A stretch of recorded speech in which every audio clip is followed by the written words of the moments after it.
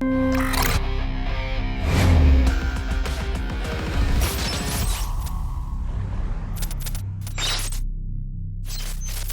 and welcome. I'm joined by Pablos, Holman, hacker extraordinaire and mosquito laser zapper inventor. Thank you so much for joining us.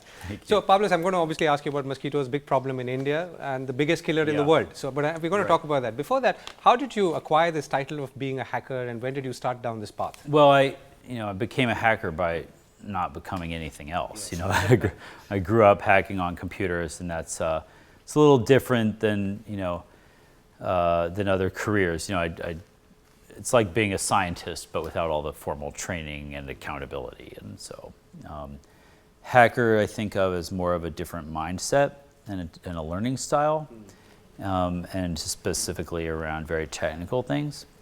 But it turns out to be good for some things. So. Right. And when did you realize that this could be something you could follow as a vocation or even a profession as it's become today? Well, I think, I worked on, my whole life I've been working on trying to do new things with computers.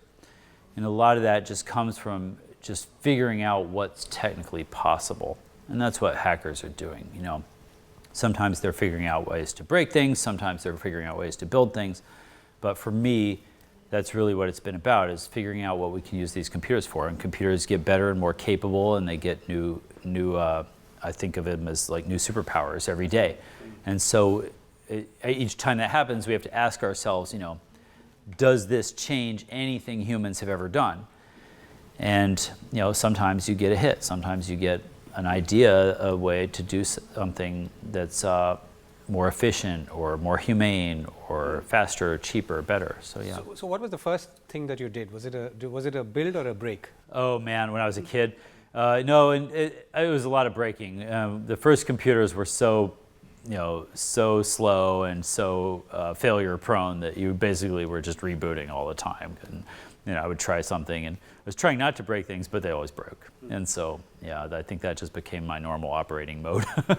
So you have a scary view on things. Scary because it's true, because you've said, and I was hearing you earlier that everything that has a computer is really vulnerable and open to attack. And turns out that far more things in and around us have computers embedded in them. Yeah, well, everything is open and vulnerable to attack with or without computers. That's been true since mankind. We made fences or windows or whatever. So it's just a more mysterious and more technical kind of attack that's happening in a computer. But yeah, fundamentally, we don't have ideas for how to make computers that are totally secure. And even if we did, they would probably be, they would also make computers totally useless. So what it means is that we have to get, a better understanding of what the risks are. We need to understand what we're going to do about them and plan for it so we're not surprised. We need to be diligent about, inventing and deploying solutions that we can come up with to the problems that we have. And, that's been going on for a long time with PCs. But as people adopt, computers into their other products, they've been slow to adopt some of the same solutions that we invented for PCs. And so a good example of that is like system update. Your PC has system update, your car doesn't. Why is that? There's 70 computers in your car. Probably it should have system update. So, hopefully in the future, those kinds of things will permeate more and more computers as we deploy them in more and more situations. Right. So you've talked about how easy it is to hack, for instance, a credit card with an RFID chip. Sure. So should one be scared that there's someone like you out there, in this case doing good, but there may be others who are not? Yeah, right. I don't think that's the way people are going to go steal your credit cards. There's much easier ways to steal credit card numbers. So probably you don't have to worry about having a metal wallet or something. Statistically, every credit card number has already been stolen.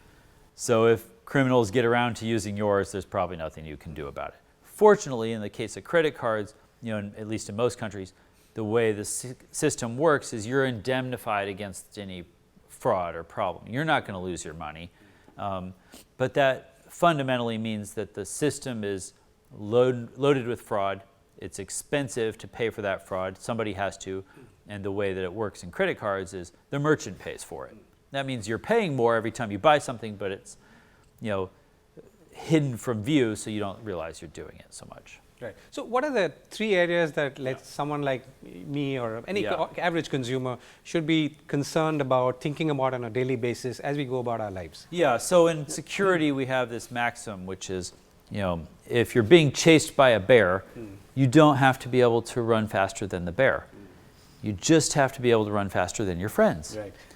And that's really, what it comes down to. You don't want to be the low-hanging fruit. You want to be a little more diligent than most of the people around you. So the fundamental things that we tell people these days, of course you've heard, don't use the same password in multiple places. Now that's impractical because you can't remember a bunch of passwords. So you have to use a password manager. Password manager, you want to trust that thing because it has all your passwords. So, I use one called LastPass. There are others. I can't tell you that any of them is totally secure. I already told you nothing is. So, but I use LastPass. It has all my passwords. I don't know any of my passwords, and it takes care of updating them for different websites. So that's a basic thing you need to do. Second, you need to secure your email. If I get your password to your email, then I'm just going to go to every website on the internet and click, I forgot my password. And it's going to email you a new one. Right? And I'm going to intercept that, and I'm going to get into everything. So email is typically very insecure, and it's the gateway to everything else. So what I say is think about who's going to make the most secure email system. Well, it's probably not you. It's probably not your company. It's probably Google. They have the most money. Most of us are on Gmail. Use Gmail. They have the most to lose. They have unlimited money. They can hire the most experienced security experts to secure Gmail, and I think that's what they're doing. So I'd say probably it's safest to use Gmail. And then I would say go use, in every case possible, but especially Gmail, turn on two-factor authentication. So that means if I steal your password, I still can't get into your email. I have to have what we call two-factor authentication, which means it talks to your phone. Whenever you try to log into Gmail, it checks with your phone. So now I got to steal your phone and your password. That's a lot harder.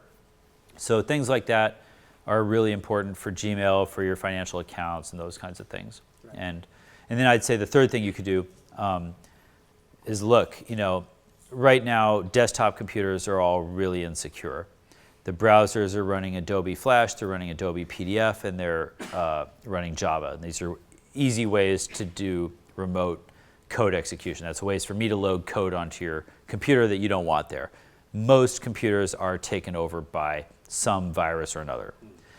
You don't have any detection for that, so you don't know it. So what I'd say is right now, probably the safest thing you can do is use iOS. Apple's done a really good job of making it very difficult for anybody to load malicious code on. I'm not saying it's impossible. It's certainly the biggest target in the world.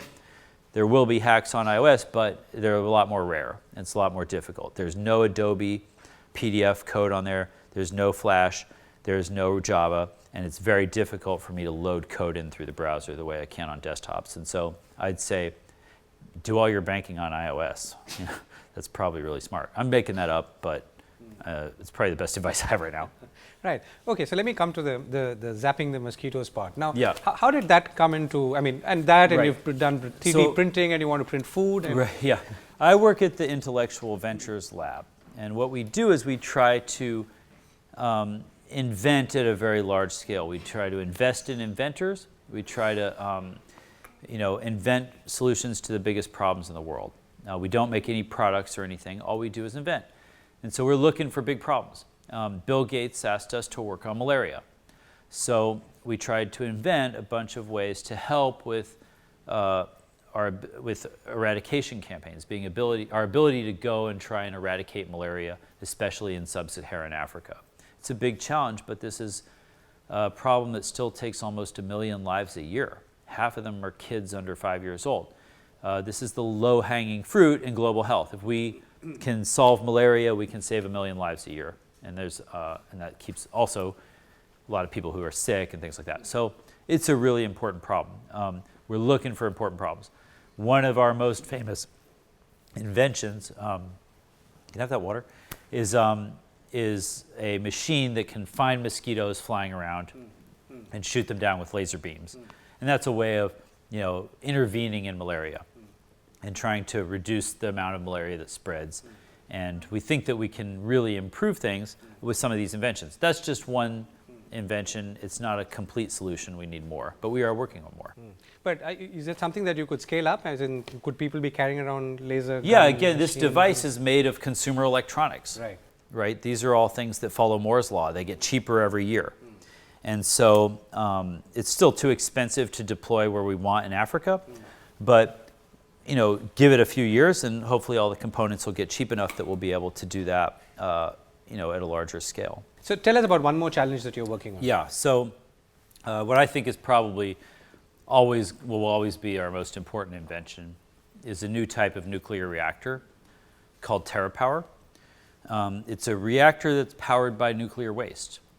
So it's vastly more efficient than today's reactors. It's a modern, safe reactor design that requires no miracles. We just have to reinvent and re-engineer the type of reactors that we build. And that possibility exists. It's very important because this is the only idea we have for how to create enough carbon-free energy to power the planet.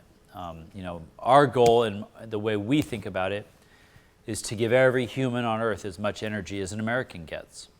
And right now, I get about 10 times as much energy as most people on Earth, just on me personally. Every American does.